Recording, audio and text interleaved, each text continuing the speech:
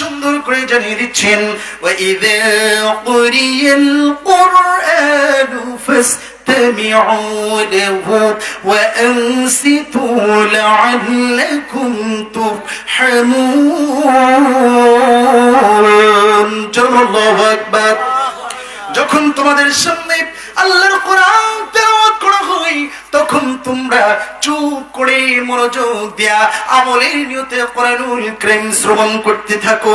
আশা করা যায় চুপ থাকার কারণে, নীরব থেকে আল্লাহর কালাম শোনার কারণে তোমাদের উপর আল্লাহর মার্সি এন্ড ব্লেসিংস, রহমত আর বরকতগুলো নাযিল হয়ে যাবে। বলুন সুবহানাল্লাহ। এই জন্য আমরা কোরআন শুনবো বেশি, গান শুনবো কম। কম শুনবেন গান। গান শোনা যাবে নাকি ভাই? বিশ্ব নবী বলেছেন আল গিনাউ ইয়ামাতিন নিফাক ফিল কলব।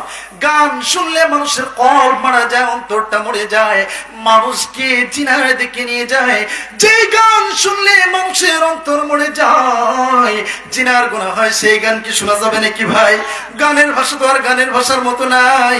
শিল্পী কি বলে আজকে শিল্পী নিজেও জানে না, আছে না নাই? আল্লাহ পাক রব্বুল আলামিন বিশ্ব নবীর শানে, বিশ্ব নবীকে আল্লাহ তাআলা এই পৃথিবীর জন্য রাহমাতাল লিল আলামিন হিসেবে পাঠিয়েছেন। সুবহানাল্লাহ বলবেন না? আল্লাহ রাব্বুল আলামিন বলছেন ওয়া মা আরসালনাকা ইল্লা রাহমাতাল লিল আলামিন।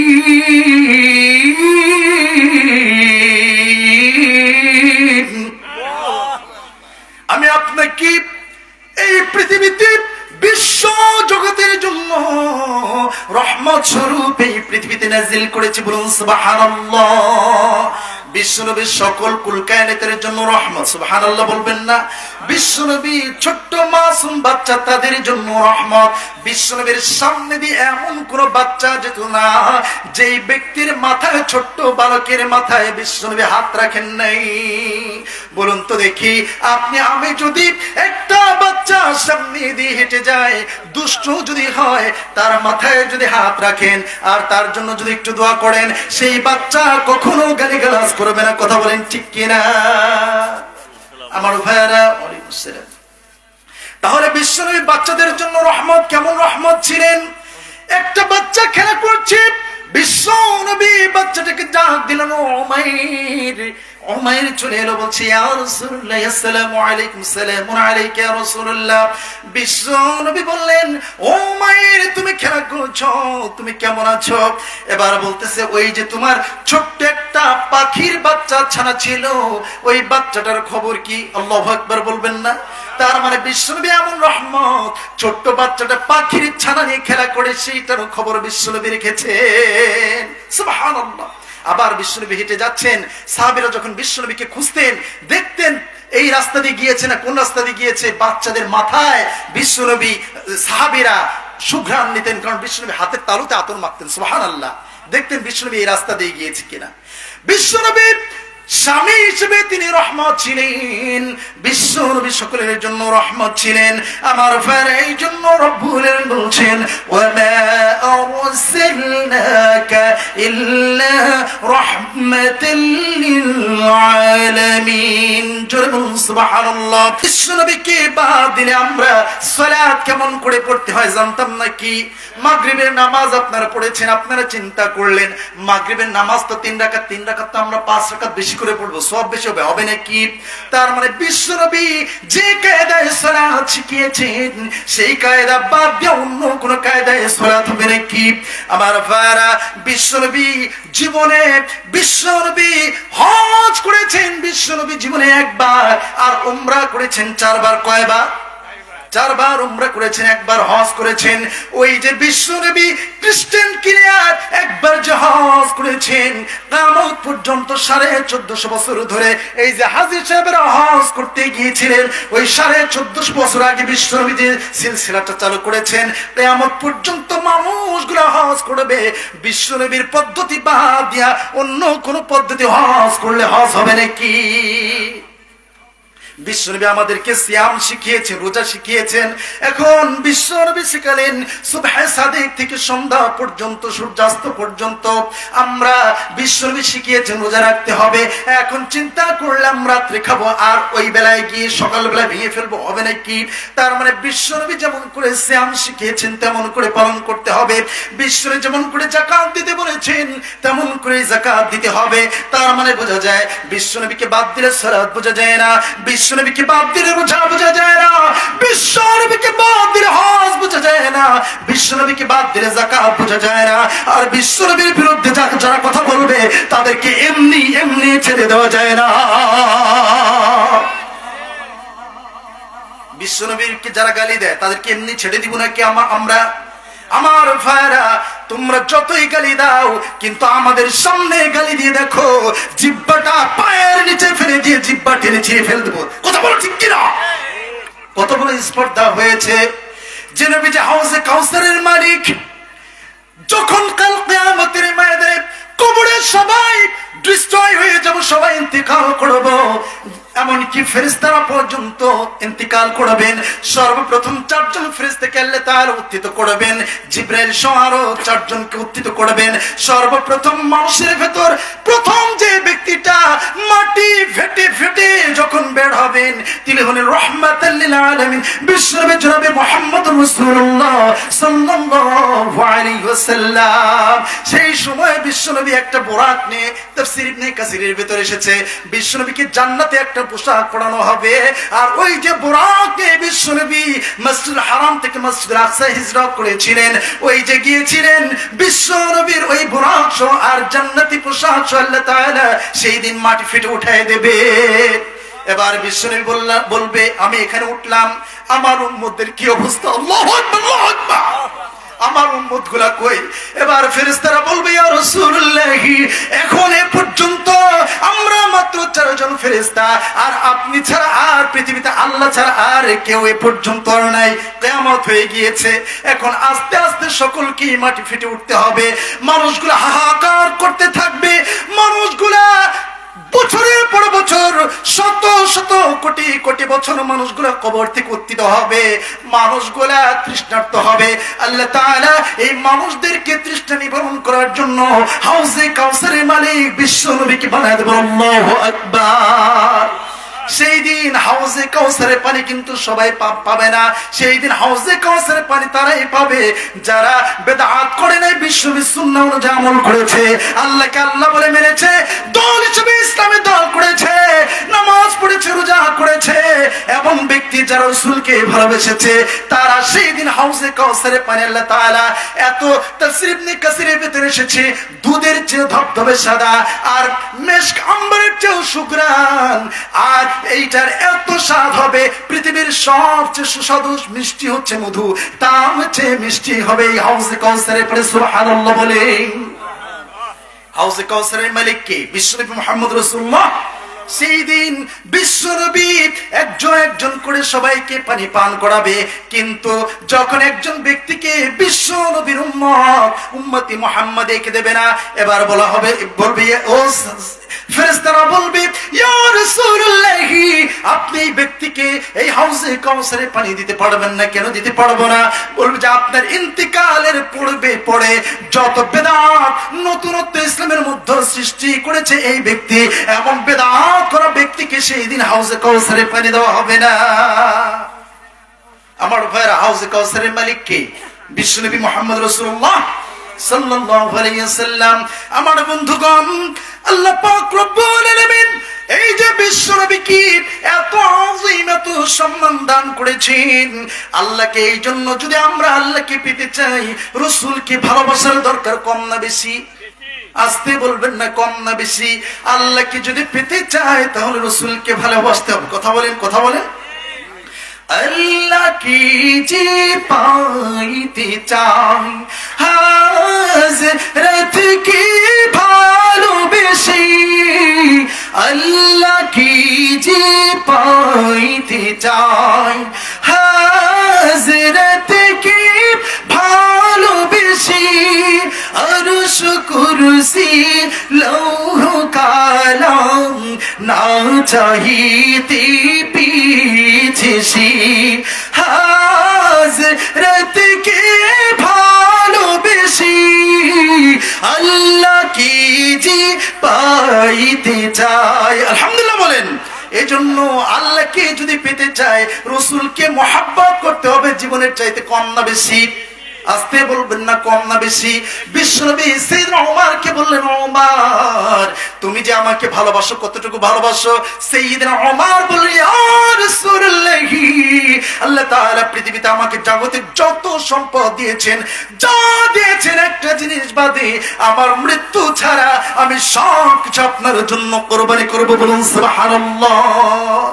এবার বিশ্বনবী বললেন, ওমর হলো না, তুমি ততক্ষণ পর্যন্ত প্রকৃত মুমিন আমাকে ভালোবাসার মানুষ হতে পারবে না যতক্ষণ পর্যন্ত সব কিছুর বিনিময়ে তখন কি তোমার জীবনের চাইতে আমি রাসূলকে মহব্বত যতক্ষণ না করবা।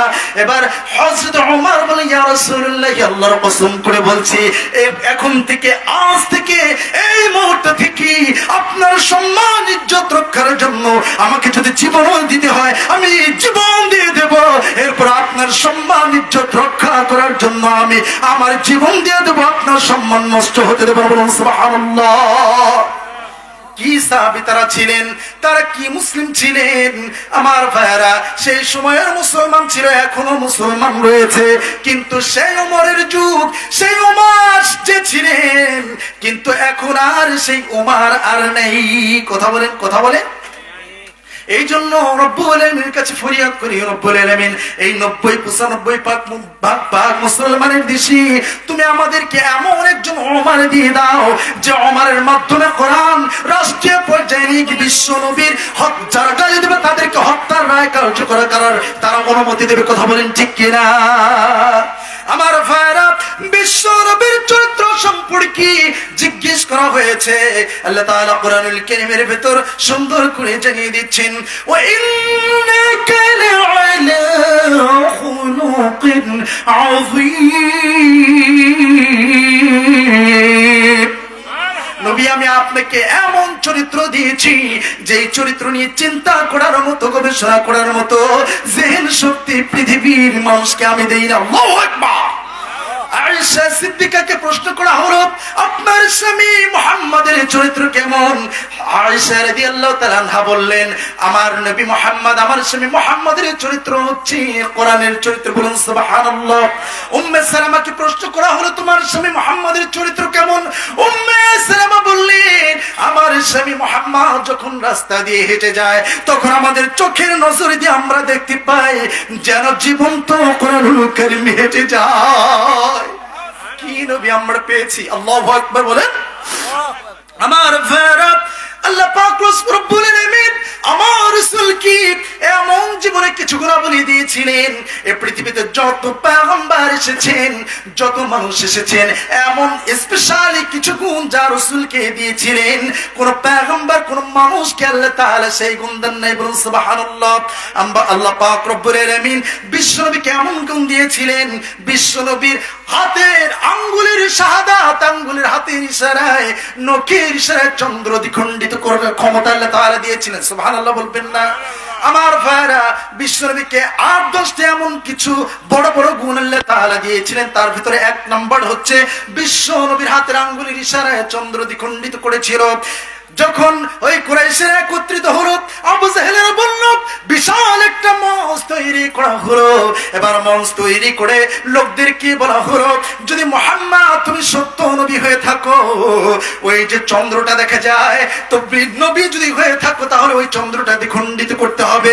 আমার ভাইরা, তারা চিন্তা করলো মুসা আলাইহিস সালাম তো নবী ছিল, আল্লাহর পয়গম্বর ছিল, তিনি তো হাতের লাঠি দিয়ে একটা বাড়ি দেওয়ার সঙ্গে সঙ্গে 1-2টা না 12টা রাস্তা হয়েছিল।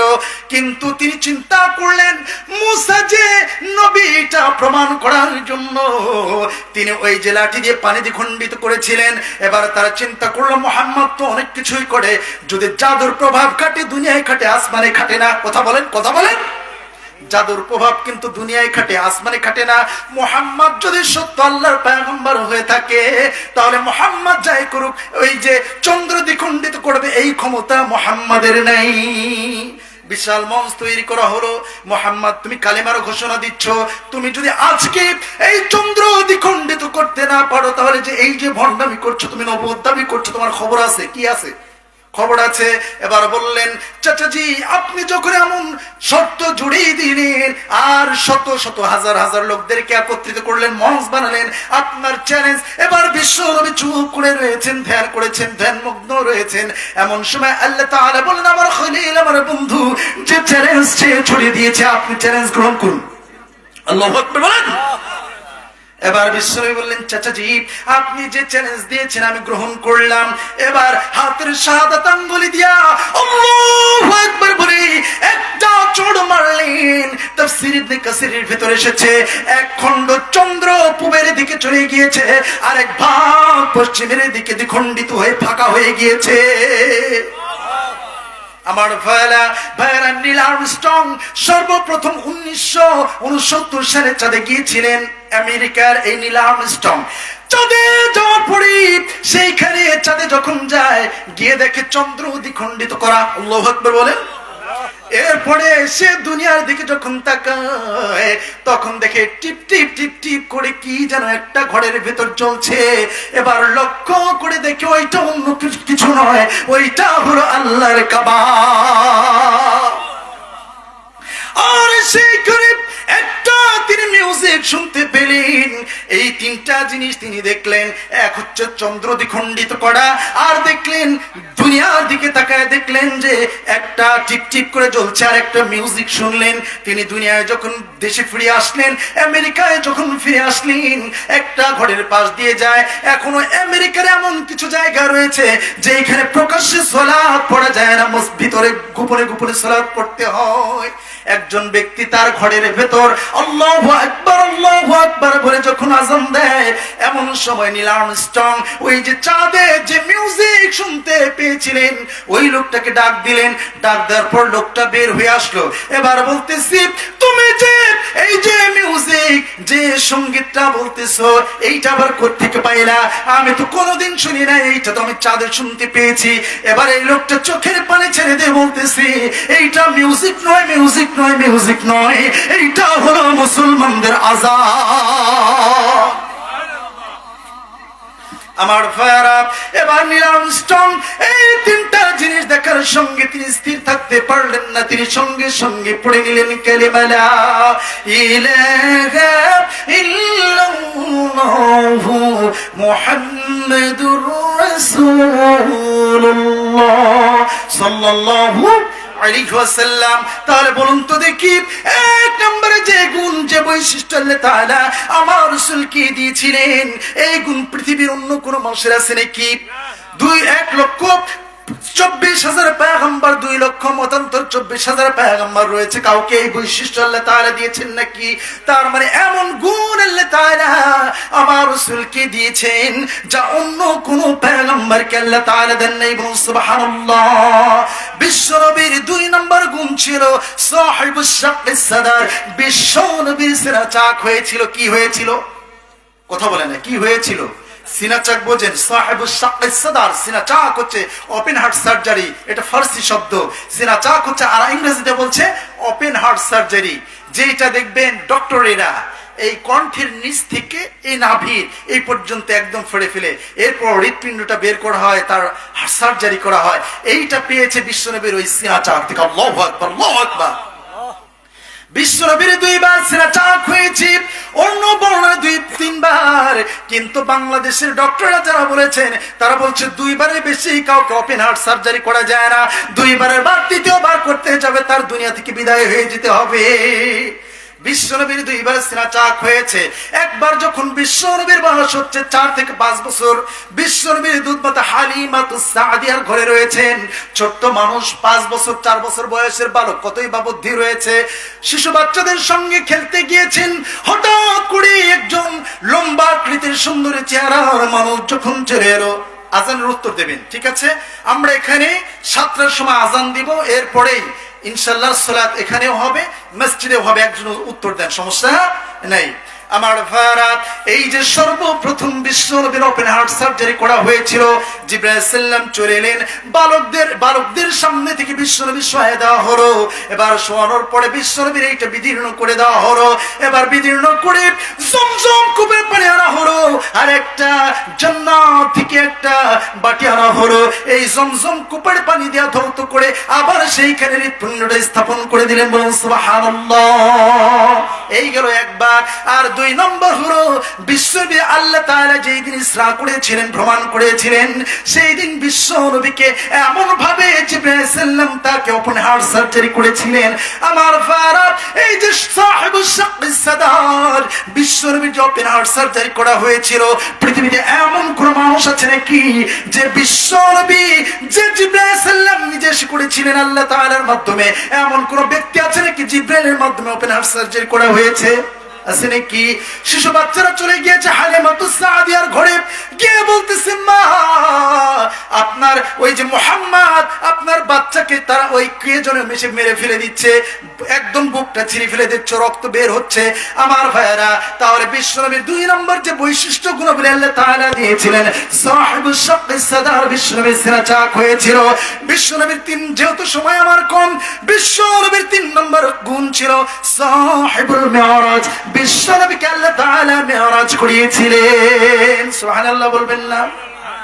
এখন যদি বলি, পৃথিবীর এমন কোন মানুষ আছে নাকি যাকে আল্লাহ তাআলা মিরাজ করিয়েছেন? আছে নাকি? আছে নাকি? বিশ্বনবীকে আল্লাহ তাআলা যখন তায়েফে মার খেয়ে চলে এলেন, বিশ্বনবীর এমন দিন চলে এলো, বিশ্বনবীর এমন কষ্টের দিন কোনদিন আসে নাই। স্ত্রী মারা গিয়েছে, 3 দিনের ব্যবধানে চাচা আবু তালিব ইন্তিকাল করেছেন, আবু জাহেলেরা তাকে ধরাশয় করে ফেলে দিয়েছে। বিশ্বনবী তায়েফে মার খেয়েছেন, এত কষ্ট বিশ্বনবী কোনদিন পান নাই। আল্লাহ তাআলা আমার রাসূলকে সান্ত্বনা দেওয়ার জন্য জিবরাইলকে বললেন, চলে যা, চলে যা, আমার খলিল, আমার বন্ধু, আমার নবীকে, আমার বন্ধুকে আমার বাড়ি মেহমান হিসেবে কবুল করে নিলাম। বিশ্বনবী মসজিদুল হারাম থেকে মসজিদুল আকসায় গেলেন, ওইখান থেকে নামাজের নেতৃত্ব দিলেন, সিদরাতুল মুনতাহা থেকে আরশ আজিম চলে গেলেন, জান্নাত দেখলেন, জাহান্নাম দেখলেন, বিশাল কাহিনী। তার মানে বিশ্বনবী ইসরা করেছেন, বিশ্বনবী যে মেরাজ করেছেন। পৃথিবীর এমন কোন মানুষ আছে নাকি, এমন কোন পয়গম্বর আছে নাকি এই বৈশিষ্ট্য আছে? বুঝতে পারছেন তো আপনারা? বুঝতে পারছেন? তার মানে বিশ্বনবী হলেন সাহিবুল মিরাজ। বিশ্বনবীকে আল্লাহ তাআলা মিরাজ করিয়েছিলেন। বলুন সুবহানাল্লাহ। 3 নম্বর গুণ হলো, 4 নম্বর গুণ হলো সাহিবুস শাফাআত। বিশ্বনবী হলেন সুপারিশকারী নবী। বলুন সুবহানাল্লাহ। বিশ্বনবী কি নবী? কথা বলে না, বিশ্বনবী কি নবী? সুপারিশকারী নবী। কিয়ামতের দিন মানুষ যখন উত্থিত হবে, এমন কোন মানুষের ক্ষমতা হবে না সুপারিশ করার। কথা বলেন, কথা বলেন। নবীগুলাও দৌড়াতে থাকবি, নফসি নফসি করতে থাকবি। বাড়ি আদম গুলো ছুটে চলে যাবে আদম আলাইহিস সালামের কাছে। আদম আলাইহিস সালাম বলবেন, আমি পারবো না, তোমরা চলে যাও নূহের কাছে। নূহ আলাইহিস সালাম বলবেন, আমি পারবো না, তোমরা চলে যাও মূসা আলাইহিস সালামের কাছে। মূসা আলাইহিস সালাম বলবে, আমিও পারবো না, চলে যাও ঈসা আলাইহিস সালামের কাছে। ঈসা আলাইহিস সালাম বলবে, এইখানে সেইখানে দৌড় দিয়ে কোনো লাভ নাই, তোমরা চলে যাও, গিয়ে দেখো বিশ্ব নবী মুহাম্মদ রাসূলুল্লাহ সাল্লাল্লাহু আলাইহি ওয়াসাল্লাম ওই যে মসজিদে, ওই যে সাহিবুল শাক্কিস সাদার, সাহিবুস শাফাআত, সুপারিশকারী নবী বিশ্ব নবী সিজদায় পড়ে রয়েছে হাতমে কাবার পাশে। আজকে কেউ সুপারিশ করতে পারবে না, আজকে সুপারিশ করবে মুহাম্মদুর রাসূলুল্লাহ সাল্লাল্লাহু আলাইহি ওয়াসাল্লাম। সুবহানাল্লাহ। কোন পয়গম্বর সুপারিশ করতে পারবে না, সুপারিশ করবেন একজন, তিনি মুহাম্মদ রাসূলুল্লাহ সাল্লাল্লাহু আলাইহি ওয়াসাল্লাম। আমার ভাইরা, পৃথিবীতে এমন কোন মানুষ আছে নাকি যে ব্যক্তিটা বিশ্ব নবীর বদলে সুপারিশ করতে পারবে নাকি? আমার ভাইরা, তার মানে বিশ্ব নবীকে আল্লাহ তাআলা এমন কিছু গুণ দিয়েছেন, এমন বৈশিষ্ট্য দিয়েছেন, এমন গুণ আল্লাহ তাআলা অন্য কোন পয়গম্বরকে দেন নাই। এই জন্য বিশ্ব নবী হলেন রাহমাতাল লিল আলামিন। বলুন সুবহানাল্লাহ। তিনি সকলের জন্য রহমত, সকলের জন্য কি? তিনি উম্মতে মুহাম্মাদের জন্য সুপারিশ করার ক্ষমতা পাবেন। এমনকি বনি আদম আলাইহিস সালাম থেকে আজ পর্যন্ত কিয়ামত পর্যন্ত যত মানুষ এই পৃথিবীতে আসবে, যাকে খুশি সুপারিশ করার ক্ষমতা আল্লাহ তাআলা বিশ্ব নবীকে দেবে। সুবহানাল্লাহ। এই জন্য হচ্ছে বিশ্ব নবী রাহমাতাল লিল আলামিন। 5 নম্বর বৈশিষ্ট্য হচ্ছে বিশ্বনবী হলেন সাহিবুল কাউসার। কাউসারের মালিক কে? কথা বলে না, প্রথমেই বলেছি না, হাউজে কাউসারের মালিক বিশ্বনবী মুহাম্মদ রাসূলুল্লাহ সাল্লাল্লাহু আলাইহি ওয়াসাল্লাম।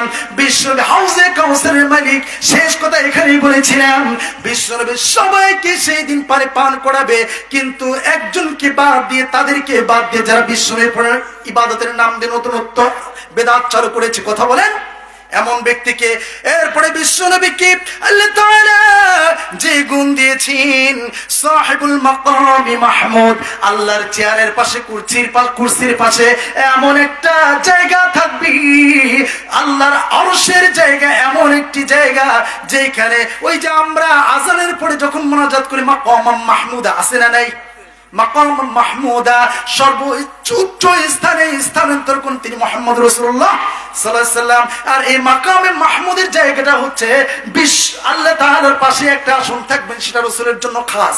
সেটা কি? রাসূলের জন্য নির্ধারিত।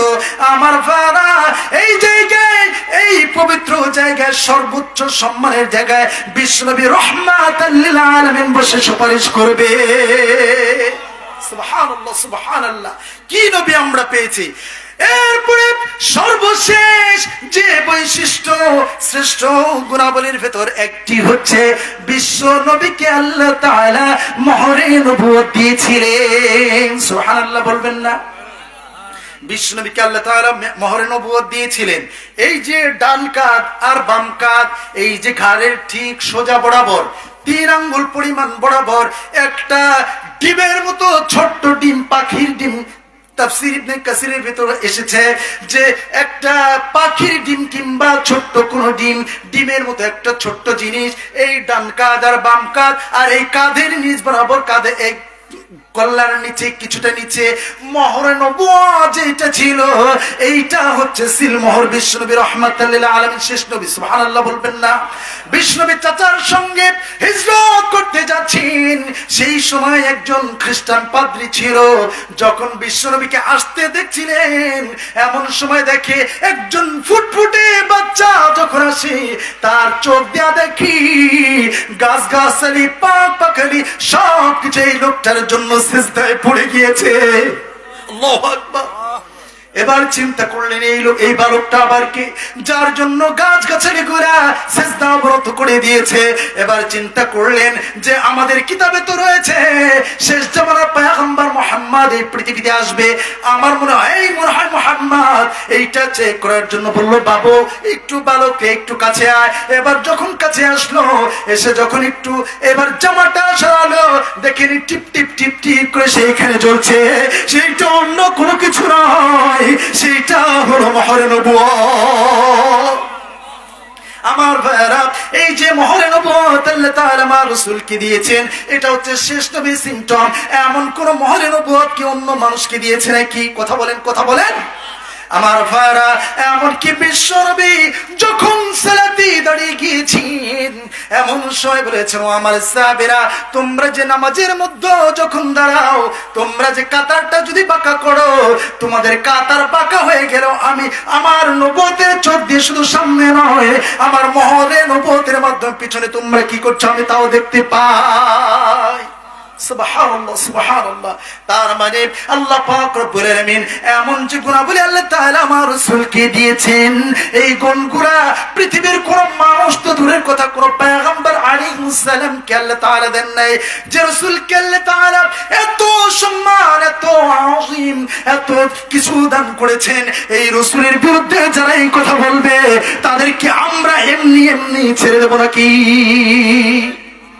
বহুল আলোচিত বিষয়, মাঝে মাঝে আমার রাসূলকে গালি দেওয়া হয়।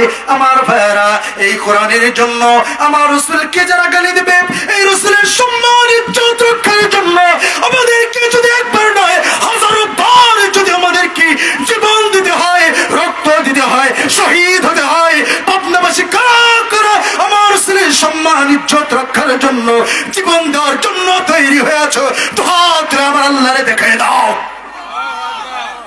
লিল্লাহে তাকবীর, লিল্লাহে তাকবীর। আমার ভাইরা, এই জন্য আমরা আমার জীবনের চাইতে, সব কিছুর চাইতে আমরা আমার রাসূলকে ভালোবাসবো কম না বেশি? বেশি। এই জন্য যারা আমার রাসূলকে গালি দিচ্ছ, তোমরা সতর্ক থেকে যাও। ওই ময়মনসিংহ যেমন করে আগুন দিয়ে জ্বালায় দেওয়া হয়েছে, আজকের এই তাফসীর মাহফিলের মাধ্যমে জানাই দিচ্ছি, তোমাদের বিরুদ্ধে আর কোনো আইন লাগবে না। যেখানেই তোমাদের পাবো সেখানেই পেট্রোল দিয়ে আগুন জ্বালায় দেব, কোনো ছাড় নাই। দুই জায়গায় আমরা খুব দুর্বল, একটা হচ্ছে কোরআনের কাছে, আরেকটা হচ্ছে মুহাম্মদ রাসূলুল্লাহ সাল্লাল্লাহু আলাইহি ওয়াসাল্লাম।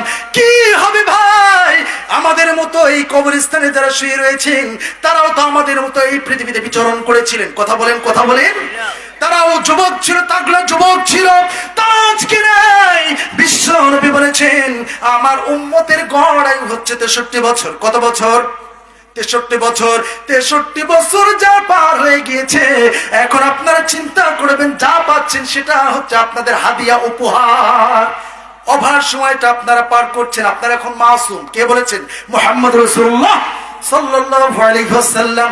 কি হবে ভাই, এই কোরআনের হক কথা বলার কারণে কয়েকদিন আগেও আমাকে হত্যা করার জন্য ঈশ্বর দিতে খোঁজা হয়েছে। এই কোরআনের হক কথা বলার জন্য ওই যে সিরাজগঞ্জে আমার মাহফিলে গুলি চালানো হয়েছে। আমার ভাইরা, এই কোরআনের হক কথা বলার জন্য ওই জালেমরা কোরআনের এই কবি করে আগুন জ্বালানোর কারণে, প্রতিবাদ করার কারণে আমার ছবিগুলো নিয়ে গিয়ে মসজিদে মসজিদে খোঁজা হয়েছে। আমার ভাইয়েরা, সর্বশেষ যখন আমাকে অ্যাটাক করা হলো আইস দিয়া, আমার মসজিদে যখন ওই যে ঈশ্বর দিতে আমি যেখানে জুমা পড়াই, সেখানে যখন অ্যাটাক করবে, আমি বললাম কোরআন আমার কোন দলের নয়, আওয়ামী লীগ, বিএনপি, জাসদ, বাসদ, জামাত কোন দলের নয়। কোরআন হচ্ছে মুসলমানদের হৃদয়ের স্পন্দন। এই কোরআন যারা পড়িয়েছে তাদের বিচার না করা পর্যন্ত আমার জীবন যাবে, আমার সব কিছু চলে যাবে। এরপর আমি বলেই যাবো, যতদিন পর্যন্ত বিচার না পাবো, যারা আমাকে হত্যা করার জন্য হত্যা করে যা। আমার ভাইরা, মুসলমানরা ভয় পায় না, মুসলমানরা ভয় পায় একজনকে। তিনি কে? আসতে বলবেন না, তিনি কে? বিশ্ব নবী বলেছেন, মুমিন যারা হবে, মুসলমান যারা হবে, তারা সব সময় মনে করবে কাফের বেঈমানদের অস্ত্রটা, তরবারিটা তাদের কণ্ঠের কাছে ধরা। মুসলমানরা যেই দিন তরবারি ছেড়ে দিয়েছে, অস্ত্র ছেড়ে দিয়া যেই দিন তাসবিহ হাতে নিয়েছে, সেই দিন থেকে জালিমরা অস্ত্র বানিয়ে আমাদের ভাইদেরকে রক্তে রঞ্জিত করছে। কথা বলেন ঠিক কিনা?